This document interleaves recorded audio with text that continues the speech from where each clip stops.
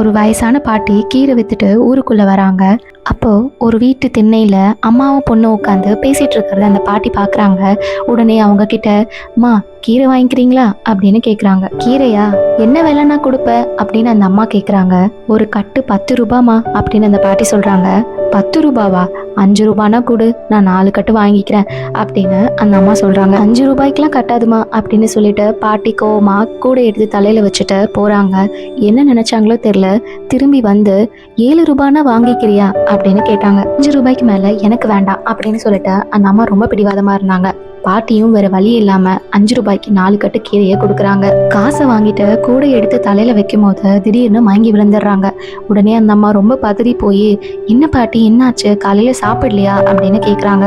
இல்லம்மா, இந்த கீரை ஏதாச்சும் வித்தாதான் நான் வீட்டுக்கு போய் கஞ்சி வச்சு குடிக்க முடியும். பல வருஷமா என்னோட வாழ்க்கை இப்படிதான் ஓடிக்கிட்டு இருக்கு அப்படின்னு சொல்றாங்க. இது கேட்டு அந்த அம்மாக்கு மனசு பதறி போய் தன்னோட வீட்டுல இருந்து 6 இட்லியும் கொஞ்சம் சட்னியும் வச்சு எடுத்துட்டு வந்து பாட்டி கிட்ட கொடுத்து, கண்டிப்பா சாப்பிட்டுட்டு தான் போகணும் அப்படின்னு சொல்றாங்க.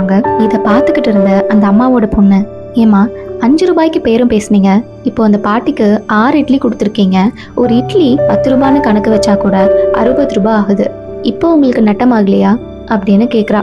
அந்த அம்மாக்கு மனசு ரொம்ப வருத்தமாயி கீரைக்கான மீதி காசையும் அந்த பாட்டி கிட்ட கொடுக்குறாங்க. சின்ன வியாபாரிகள் கிட்ட நம்மளோட பேரம் பேசும் திறனை கொஞ்சம் குறைக்கலாமே